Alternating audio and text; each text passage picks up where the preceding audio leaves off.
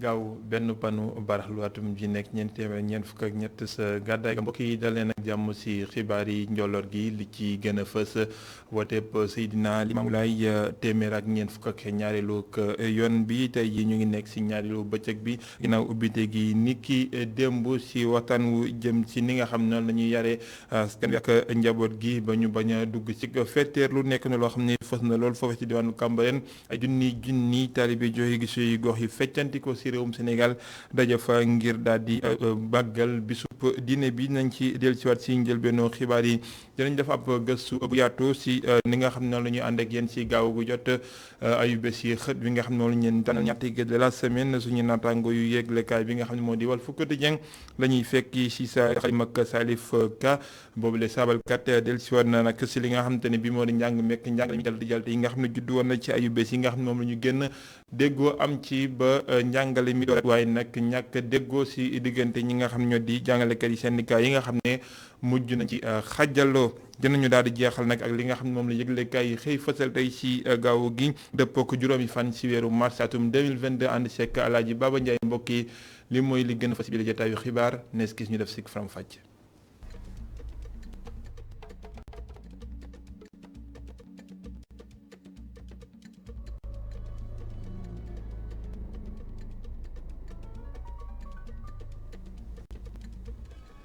ay jéego ngi wéy si doomi Sénégal yi nga xam ne ñooy dund foofee sa Ukraine ak jàppante yi nga xam ne dox na diggante réew ma ak réewum Russie juróom-benn fukk ak juróom ñi nga xam te ne bi ñoo fa nekkoon di doom réewum Sénégal buñ sukkandikoo si Moïse Sarr mi nga xam ne mooy directeur Sénégal yi nga xam ne ñu nekk ci biti réew nee na ñeent fukk ak juróom-ñaar si ñoom daan nañuy mujj génn li nga xam ne moo di dëkk boobu Ukraine di ñeent fukk ak ñett ñoo xam te ne bi fukk ya ak ñett ñenn ña ñu nga dem France yeneen fukk ak ñett sa Allemagne benn ca Belgique ak benn ca Slovaquie nañ ko toppandi ak nu mu gën a yaatoo si yeneen jotaayu xibaar maa ngi ko doon ci bopp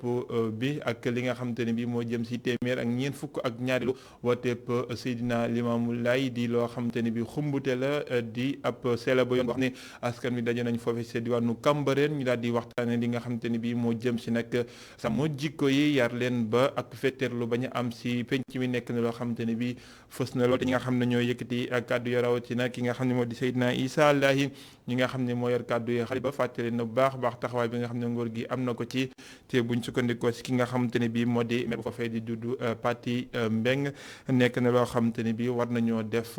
kéem kattan ba mu nekk loo xam ne dinañ ko daal di bàyyi xel si penc mi doon Paty Mbeng ñu teewlu ay kàddoom ak Alzo.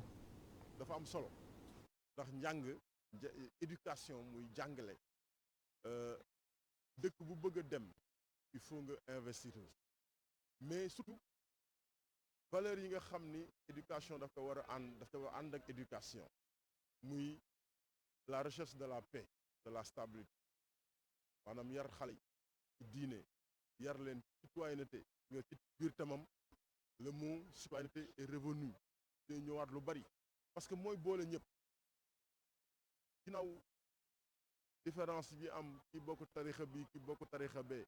ki bokk diine bi ki bokk diine bee mais réew mi dañ ko bokk te lu ñu ko mën a construire mooy citoyenneté valeur yooyu la ñu mën a construire une société stable et une société bi nga xam ni day mën a aussi développé wu parce que stabilité bu amul développement du mën a am donc éducation boobu moom dañ ko war a jëmale ci xale yi lu fondamental la ci société bi et c'était une occasion pour lui pour la Oumma ñu rappeler waat à toutes les autorités du Sénégal et par-delà le Sénégal que éducation dañ ci war a réinvestir ndax moo ñuy garantir une société équilibrée. démb ak tey Cambérène di seetlu yoonu jullit yëpp ci réewum Sénégal mbooloo moo takku daal di teew ci wote bi nga xamante ni bi mooy woteeb Seydina Limaamu Laay téeméer ak ñeent fukk ak ñaareelu édition bi ñoom ñëpp daan nañ fiy daje nag ngeen ñaanal xalifa bu yees bi li nga xam ne moo di yan bi woyof mu daal di ko yeggal nu mu gënee mucc ayib réewum Sénégal jàmm mu daal di fiy sax dellusiwaat ak ñi nga xam ne ñoo di taalibe yi jógee ci gox yu feccantikoo ak Alioune Sow mi nga xam ne teewoon na fa mi ngi àndoon ak Séléma Diallo.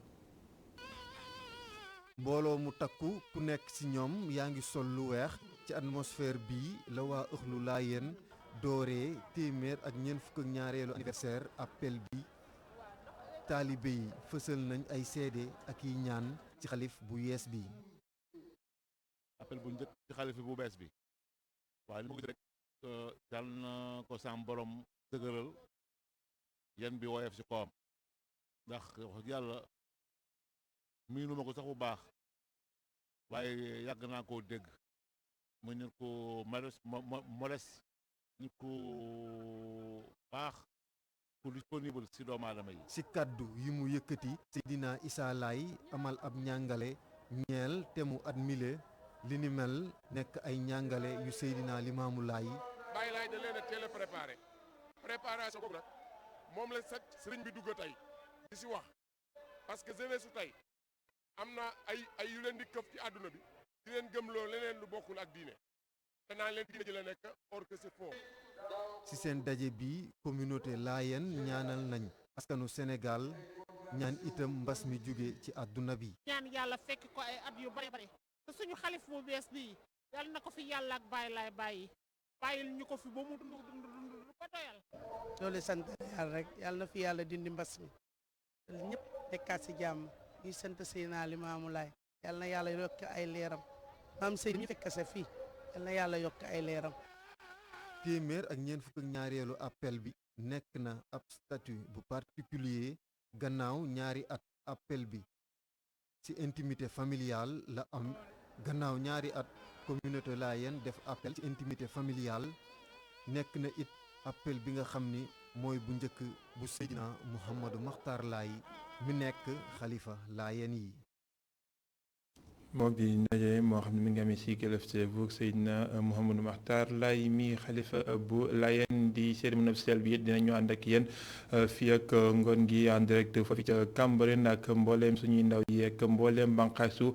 groupe bu média gunge leen ci téeméer ak ñeent fukk ak ñaareelu appel bu Seydina Limamou Laye Al Mahdi ñu di wendi si jotaayub xibaar yi wax lu jëm si wàllu wér-gu-yaram rawatina ñi nga xam te ni bi ñoo di waajur yi ak saytu tànk bëri na si ñoo xam ne dañuy loru bu ñuy mucc waral nag ab lël bu ñu amal ci diwaanu Mbour ngir xeex lu ni mel daan nay am yi jéego nag ndax bu doon am téeméer boo jël fukk ak ñaar daan nañ yegg si ñaar fukk ak ñaar si téeméer boo jël si ñi nga xam ne ñu ngi wattu bu baax a baax li nga xam te ne bi moo jëm si wann lor yi nga xam ne mën naa jur kawteef te ñu koy mën a wattu loolee nekk na loo xam ne def nañ ci ay jéego lël ba fësal na ko si teewaay ak Mountaga Kane wàllu contraception muy ni jigéen di aaro ba du mën a nef mu ngi am ay jéego yu rëy rëy ci Sénégal ki ko xamle mooy directeur bu yore wàllu wërgu yaramu yaay yi ak gone yi. te loolu bu ñu ko defee aussi vraiment gis nañu ay résultats yu am solo parce que en 2012 suñu taux de prévalence contraceptive mu ngi woon si 12% waaye tey nga waxee yow nii ñu ngi si 27%.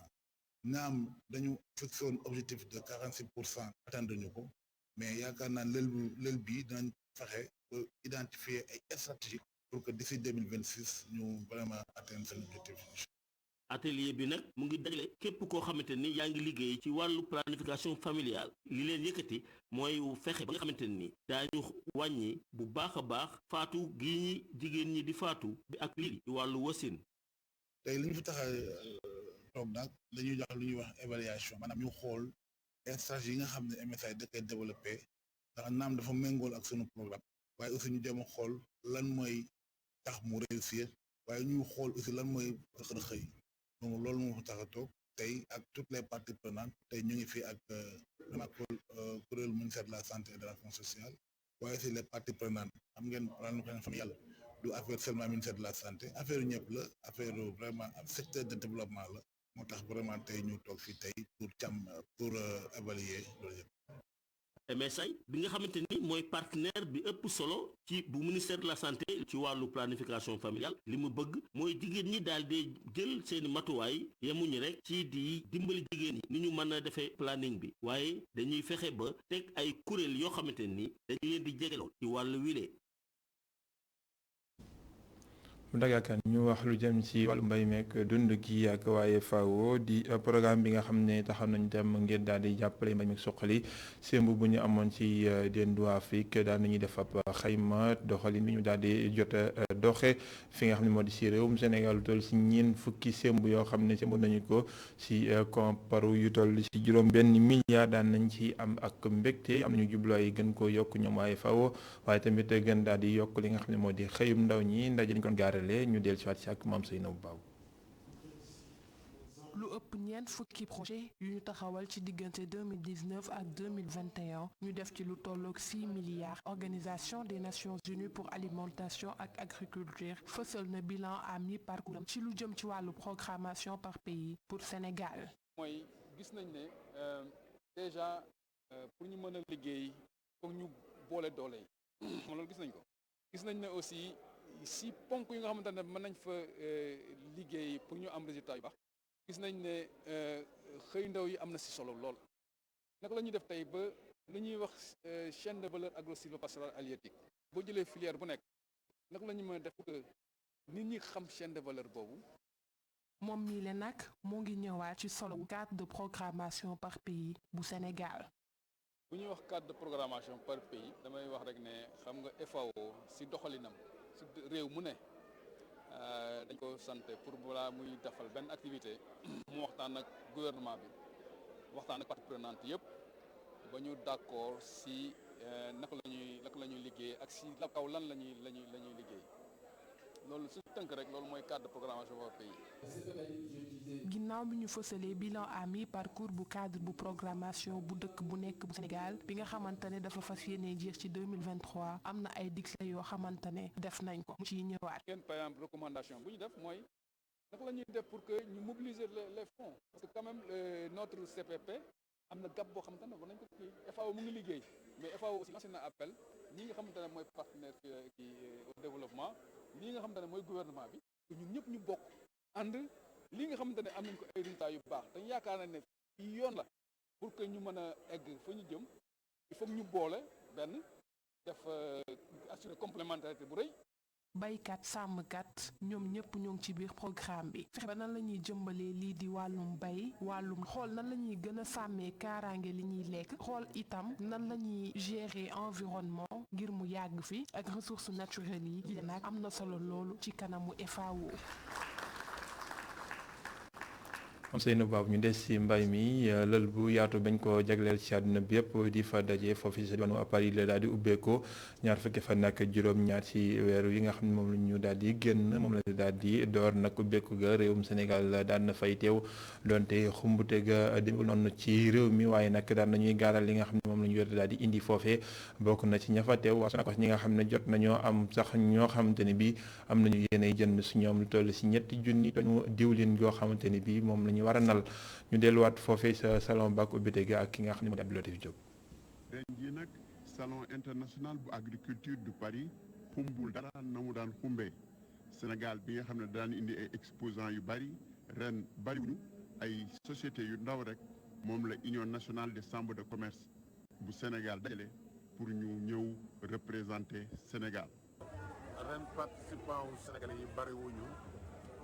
parce que y a plusieurs contraintes yoo xam ne ni pandémie bi la nga xam ni on n'était pas très sûr que dinañu organiser salon bi ensuite la crise du coronavirus qui est mondiale qui a touché pas mal de secteurs waaw ak crise u coronavirus bi nga xam ne ni dafa jàpp société yu bare bari ak aussi ministère de l'agriculture bi nga xam ne ni sunu partenaire la woon ci salon bi nga xam ne moom itam dafa ñëwul donc loolu moo tax tey jii ni délégation Sénégal bi doon def doon toll wu ni cette année moo tax pour ne pas laisser la place vide et que c'est un moment important mu nekk te salon bi dafa nekk moment bu important pour secteur agricole bi loolu moo tax union des chambres de commerce ñëw moom ak yenn structures yi nga xam ne ni jàppale nañu ko ñu ànd ñëw pour mun a marquer participation au Sénégal. naaw bi nga xam ne ministère de l'agriculture moom teewul ndaje mi ren kii di waa Sonacos moom ñëw na nag pour marquer présence am pour représenter Sénégal ci salon bi. signature du contrat yu bari nag ñi ngi koy fi yaakaar suñ sukkandikoo ci Modou Diagne Fada mi nga xam ne moom mooy directeur général bu Sonacos. Sonacos naka jekk dana fekkee salon international agriculture bu Paris donc ñëw nañu pour loolu pour respecter tradition bi mais ñëw nañu aussi parce que Sonacos ñu bare dañ koy xaar ci salon bi ndax xam nañ ne kër la gu nga xam ne dafay defar dëwlin kër la gu bari gerte kër la gu bari ay tourteau muy ripaas mais kër la aussi gu nga xam ne dafay passé ay commandes yu am solo ci wàllu dëwlin ci wàllu lu mel ne hexane wala ammoniac wala yeneen pièces yu nga xam ne Europe lañ koy jëndee. exposants sénégalais yi bëriwuñu gaa waaye def nañ ay rencontre yu bari ak ay ndaje yu bari ak ay partenaires ba Sonacos ci boppam mi ngi yaakaar signé ak benn société étrangère ci benn commande 3,000 tonnes bu huile brute. bi ñu waxee ne day am dañu jëloon suñu disposition yëpp ba pare ne dinañu ñëw ba joxante ay rendez-vous yu bari ak suñuy partenaires bon moo tax ñu honoré suñu engagement ñëw teew si fii gis ngeen salon bi gis ngeen di seen produits yi ñu exposé bon mu nekk lu nga xam ne lu am solo la en tout cas pour Sonacos parce que ñun dañuy jëflante ak lu bari ak bitim réew moo tax salon bu mel nii da lay may nga économiser xaalis bu bari ndax au lieu ñoom ñuy dagg billet di ñëw Sénégal wala yow ngay dagg billet di dem seen dëkk da ngeen di tasante France rek ngeen liggéey nga xam ne dana jëriñ partenaires yi mais aussi dana jëriñ bu baax a baax Sonacos. lu ëpp ay bis Sénégal yi ñu ngi exposé fii ci Paris wane beneen xar kanamu Sénégal boo xam ne nii day wane mbayum Sénégal ak produit Sénégal yiy jóge ci mbay ñu leen di transformé Abdou Latif Diop Paris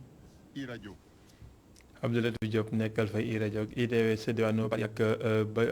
lël ba nga xam ne moom la ñu jagleel wàllu mbay moomee foofee ca diwaanu Paris lël bu ñu jagleel wàllum ndox di forum mondial de l'eau ñu ngi koy waajal Ndakaaru di ko war a daloo Ferel Guissé yi nga xam te ne bii si way lañ leen gën a ràññee daal di taxaw te mu ngi daal di samp ñoom it ab festival boo xam ne dina gën a xam nekk askan wi li nga xam ne mooy di aju si forum beeg njëriñu ndox si réew mi nekk loo xam ne nag ànd na seeg mbégte ki nga xam ne moom moo jiite lépp luy doxalinu boobule forum ci réew mi ak biti réew nga xam ne àdduna bi yëpp war a daje si Ndakaaru jëm si wàllum ndox ñu del si ndaje li nga xam ne waa Ferel Guissé amel nañu ko ñoom ngir daal di dugal seen loxo si mbir mi ànd seeg moom si. Festiver daal di soppi turam nekkat Festi-Eau gannaaw bu ñuy waajal forum mondial de l'eau Ferel Guissé fas yéene nag bay seen waar ngir rek bile événement ñu amal ko ci anam yu mucc ayib ci loolee ay activités yu bari ñu ngi koy xaarandi. ñun ñu jël suñu festival bi def ko ci andi Festi-Eau ñun dañoo anticiper pour ñëw jàppale indi suñu loxo jàpp li nga xam ne président de la République mu ngi ciy jàpp mu ngi lancé pour sénégalais yépp jóg taxaw ku nekk indi sa joxante loxo mën a teral gan yi mën a saytu li nga xam ne mooy problème mu ndox. comité d'organisation bu forum mondial de l'eau fësal mbégteem ci bi initiative secrétaire exécutif bi di xamle ni ñëpp ñoo war a booloo ngir événement bile. président de la république Macky Sall waxee laaj na ñun ñëpp ñi nga xam ne ñun ñoo nekk Sénégal ku nekk ca la mu mën ca la mu am mu nga mën a taxaw pour waajal forum bi. Ferel Guissé yi nag yàgg nañ leen ràññee ci seen engagement ci wàllu environnement nañu ànd ñun ñëpp liggéey pour que forum bi nekk ndam loo xam ne suñu ndam la ñun ñëpp. enjeu yu jëm ci wàllum ndox bëri nañu Afrique ak Europe nag dañu war a booloo ànd liggéey ngir ñu ut ay saafara ci lu jëm ci wàllum ndox. les enjeux climatiques et environnementaux. enjeux climatiques yi ak environnementaux yi weesu na lool enjeu national bu dëkk donte am na ay njeexital yoo xamante ne mën nañ ko ci yëg bu baax benn dëkk am màggaayu dëkku liile loolu nag tax na ba ñu war a ànd liggéey lëkkaloo moo tax Union européenne bokk ci organisation forum mondial de l'eau bi di ñëw. ce prochain forum mondial de l'eau. lu ko dalee ñeenti fan jàpp fanweeri fan ci weeru mars dinañu amal ay xalaat jëmale ko ci wàllum ndox. Festi-Eau nag fas yéene nag nekk seetu bi nga xam ni dina waajal forum mondial de l'eau ci lancement bi de festival élèves école primaire yi da di amal ab sketch bi nga xam ni ñu ngi ñaax nit ñi ci sàmm waaye itam aar ndox bi lee.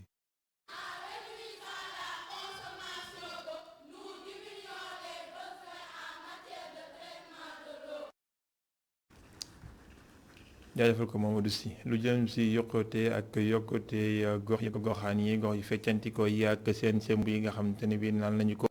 ngir yooyu les gox ñi nga xam ne ñoo di waa ADM di agence bi nga xam ne moo yor wàllum développement municipal xam nañu tem ngir gunge njiital bokk moomeel yi si wàllum kopparu maanaam financement yoo xam ne dina daal di dëppoo ak njàngaleem l'islam di social islamique loolu nekk na loo xam ne dina daal di gën a woyfal yenn jafe-jafe yi waaye tamit gën a dëppale li nga xamante ne bii moo di doxalin wi ak li nga xam ne moo di leew gi ak yamale gi ñi nga xam ne moom lañu tuddee waqfu fooy si diine islam ñu del si waat si ak directeur général bu ADM ak yi leeralam si micro Mountaga Kane. ñu ne woon nag nañu fexe ba ànd ak waa haute autorité du waqf bi nga xam ne ñoom la fi président Macky Sall pour instrument boobu ñu implémenté ko ci Sénégal ñu signé ak ñoom convention si convention boobu nag ñun si suñuy obligation def di comme ñu ngi liggéey ak gox-goxaat yi information buñ soxla ñoom si ay projet ak si seen situation financière ak yu bëri ñu jox leen waaye ànd ak ñoom tamit si sensibilisation bi ak di waxtaan ak waa gox-goxaat yi pour ñu xam instrument boobu mooy lan ak lan leen mën a indil pour si développement wu seen dëkk loolu si lañ nekk boobu ba tey def na ci atelier yu bëri def nañ ay mission de terrain également rencontrer ay maire ak waxtaan ak ñoom identifier même ay projet ak ñoom tey jii nag ñu ne ARD comme ñoom programme yu bëri ñoom ñoo koy exécuter si terrain bi ànd see gox-goxaat yi ñoom ñoo nekk gox-goxaat yi di leen jàppale nekk assistance technique ba pare di leen accompagner di leen conseil ñu ne ñoom kat war nañ leen dajale waxtaan ak ñoom si mbir mi bu ko defee ñoom ñu téyel ko seen bopp ànd ak gox-goxaat yi jàppale leen ba ñu xam lan mooy wax lan la leen mën a indil. ci wàllum tàggat yaram tey jii lay door tournoi bi nga xamante ne bii mooy lëkkale club yi gën a ràññeeku ci Afrique ci wàllum basket di BAL Basket African League di ubbeeku foofu ci Dakar Arena tey jii ñi fiy teewal Sénégal di waa DUC di Dakar University Club ñoom dinañu daal di dugg ci jongante bi waaye laata loolu ñi nga xamante ne bii ñoo di njiital googule jongante dañuy amal nag ak ubbeeku ci diwaanu Tëngéej daal di gën a fësal gaaral li nga xamante ne bii moo di njëriñu basket beek li nga xam ne moom la aju si ab xumbute boo xamante ne bi bool nañ ceeg aada ak cosaan ki nga xam ne moo ko jiite di Amadou Gallo Fall la ñuy teewlu ay kàddoom si micro Babacar Seck. Basketball Africa League dafa nekk benn ligue panafricaine boo xam ne nii 12 équipes ñoo si bokk équipes yoo xam ne ni ay champions yu seen dëkk lañ ren Dakar University Club ñooy représenté Sénégal daaw AS Douane la woon so dañu ñëw Tëngéej pour sensibiliser population yi fii pour que ñu ñëw supporter et puis participer ci fête bi non seulement supporter Dakar University Club mais vraiment taxawu Afrique parce que dañoo am infrastructure de classe mondiale Dakar Arena te compétition bi bu ñu sukkandikoo si daaw retransmettre nañ ko dans 215 pays à travers le monde ak ci 15 langues Rufisque fii si ci jege na arena bi ak yeneen zone yi aussi même chose ñu ngi ko doon def Dakar démb suñu mënoon àgg Kaolack Fouta fu mu munti doon dañ fa dem aussi def la même chose pour vraiment sensibiliser nit ñi ñu ñëw en masse parce que basket du Sénégal de façon référence la ci Afrique mais c'est que compétition bi aussi Afrique yëpp ñoo ko moom et puis ak momentum bi am Sénégal pour sport suñu lion football bi gagné coupe d'Afrique nekk champion d'Afrique arène bi ñu inauguré il y a même pas 2 semaines Maître Abdoulaye Wade je pense que lii nii si élan boobu lay continuer bokk et que vraiment ñu ngi souhaité nag ñëpp ñëw seetaan match yi supporter Dakar University Club ak yeneen équipe africaine yi fi nekk nii yëpp. moo kon jongante ubbite gi waa DUC 17h30 lañ ci dugg di ñàkk di ngeen ko teewlu si jotaayu xibaar yi ngoon gi ak desk sport bi nga xam te ne bi dinañu ànd ak yéen si jongante yu am solo yu di am si wàllum basket sa Dakar Arena ñu jublu weneen xeet di xeet yi nga xam ne moom la ñu tànnal ay bés bi mu gën si ràññeeku dellusiwaat nañ si njàngale meeg njàngale mi xam ngeen ne ay bés ñu gën yëpp nekkoon na si jëlt ñàkk a déggoo ak ngëm loo goo xam ne doxoon na diggante ñi nga xam ne ñoo di jàngalekat yeeg syndicat yi ak nguur gi nga xamante ni bi ñàkkoon nañu déggoo mujj na am ba ñu daal di jëlaat li nga xam ne moo di yoonu l'école yi daal di jàngale ji waaye nag ñàkk déggoo daal di am seen biir mel nii ak léegi gu toj fu nekk xàll jëm fa si biir syndicat yi di aw boo xamante ni bi fës na si Walf Quotidien si suñu xalima ak naataango di Salif Kam yi nga xam ne seq nag waxtaan ak Mamadou Dia.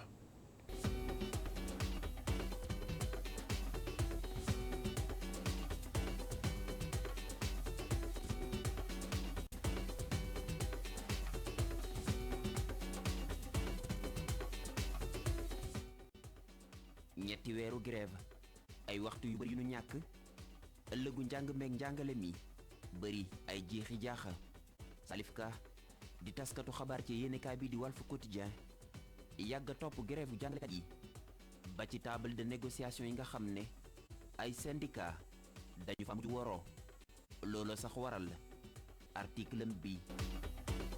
boo xoolee daje yu bëri la yoo xamante ne ñoom lañu benn boobu noonu lañ ci mujj a def moo waroon a fexe ñu xool nan lañu génne école sénégalais ci jafe-jafe yuñ nekkee noonu mais malheureusement affaire bu mu demee jàngalekat yi dañoo génn divisé wu quoi féewale xajaloo xamuñu nag lan moo nekk au fond mais lu ci gën a lu fës ci kaw mooy état gouvernement bi dafa am proposition yu mu tegoon ci table bi ne leen moom lii la mën pour ñoom ñu delluwaat ci salle de classe yi. moonte day gouvernement bi yàgg na xaatim ay déggoo diggante ak syndicat yi waaye jafe na ci moom lool mu respecté ko. état lan lay wax dafa ne moom boo jàngalekat yi dañoo xaw a bëri mu ne boo naree satisfaire lu ñuy laaj yëpp ndaxte nee nañu boo xoolee ñu ne enseignants yi 70% la ci agent de l'état ñi nga xamante ni liggéeykatu état yi presque téeméer yoo jël juróom-ñaar fukk yi ay agent de ay enseignants lañu ay jàngalekat lañu état loolu boo naree régler ñoom lu ñuy laaj ardoise kii bi xaalis bu bëri la day am impact ci budget bi léegi nag ci loolu lañ tëpp di leen maajloo di leen dawloo ba affaire yi yegg fu mu yegg ni lii terewul mu jëlaat yeneen engagement moom gouvernement bi ngir sauver année scolaire bi mu jël ay sas fas yéene wàcc moom ñu tëral ko ci ay at. dañ ne ñoom d'accord nañ ci ñu signé protocole bi mooy nekkul ay poñ yu ñuy régler léegi mais par échéance la par étape léegi nag ñun xamuñu clause étape yooyu noonu ndaxte ñoom révélé guñ ko ci kaw ndaxte envoyé guñ document bu wane ne ci lii lañ d'accord mais dégg nañ ne ñu ne fii ba la 2024 dina fekk lépp réglé wu looloo waral yenn 5 enseignants yi ñoom syndicat yi ñoom ñu bàyyi ñee nag ñu ne affaire bi doyu leen. grève yi dal di tiital ñu bëri ñuy ragal mu indi ay gàllankoor yu xóot ci niveau élèves yi taskatu xabaar bi ne njàng meeg njàngale mi dafa wopp ni yeneen secteurs yi. impact bi moom du baax ci ndongo yi ndaxte ay waxtu yu ñuy perte la ay cours yu ñu waroon gis la ñu war di gis lu ñuy mujj mooy naan nañu yokk année bi yóbbu ko juillet yóbbu ko fi élève boo ko naree jàngal weesu heure bu mu doon tëj bu heure boobu jotee xelam bi dootu ci nekk bokkul comme université yi nga xam ne ay mag lañ waaw beneen bi mooy système éducatif Sénégal bi comme secteur yëpp am na ay problème yi bëri na mais dafa laaj gars yi toog mooy ñi ngi woowee les acteurs ñu toog autour d'une table waxtaan diagnostiquer système bi de fond en comble xool luñ ci war a defar ak luñ ci war a jubbanti pour système bi mën a nekk doxaat. waaye lii la yëpp teew la moom Salif Ka muy woy di dundee yaakaar ci ëllëgu njàng meeg njàngale mi fii ci Sénégal këyitam bi ñu fësal ko altine.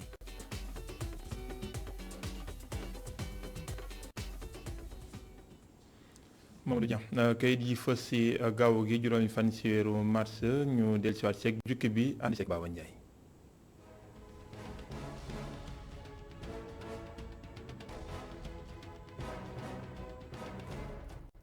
mbaa yéen a nga ca ñaareelu bés bu appel Seydina Limaamu Laay ni ki tey la waaye démbale ko bi ca Cambérène bés bi la journée taalibe yi nag fu ne la ñu bàyyee ko ci biir réew mi ci bitim réew dikk wuy ji wooteb aji boo daayi laay di Seydina Limaamu Laay mu tedd mi ñoom ñëpp nag sol ay yére yu weex tàll ci mbokk woo xam ne foo sànni mbaatum takk Le Soleil, Source A, L'Observateur, L'As ak Sud Quotidien Seydina Issa Thiaw Laay nee na bëgg-bëgg mooy bennoo geeg jàmmoo gi am ci réewum Sénégal ku nekk si ñun na ci xar tànk tuba ngir mu sax ci réew mi moom sang bi yamu ca ndaxte nee na foofu ñu bàyyi waat xel xolaat bu baax a baax kilifa diine seeni kaddu muy jib ci biir réewum Sénégal moom sëriñ bi yamu ca ndaxte sàkku na itam dawi ñu xoolaat seen bopp bu baax a baax seen taxawaay te gën a bàyyi xel diine gi l'info ma nga ca dëkk ba tëdde ba Touba ak xalif général des mourides Serigne Mountakha Mbacké fësal bëgg-bëgg gannaaw ñàkkum ndox wi nga xam ne moo ëllëg tugg askanu Touba gépp yéegle kaay bi ne moom Serigne Mountakha Mbacké ne am na saafara si ngir Touba tàggale ko ak ñàkkum ndox wi nga xam ne saa su nekk askan wi ñu ngi koy jànkonteel laat ni xale bi kay defi dëgg nag la samp bëgg-bëgg bi nag mooy ñàkkum ndox bi jaaba jonge ci dëkk ba tëdde ba Touba jeex tàggale ko kook askan wi vox populi ni ginnaaw grève bi nga xam ne sénégalais yi si mbon nañ ko ci réewum Sénégal léegi tey na grève bi teg nañ ko ci suuf ba tax jëwri gu ñu dénk wàll njàng meeg njàngale mi Mamadou Talla xool atuk njàng bi ak dañuy doxale njàng bi ngir benn jafe-jafe bañ a amee ci réew mi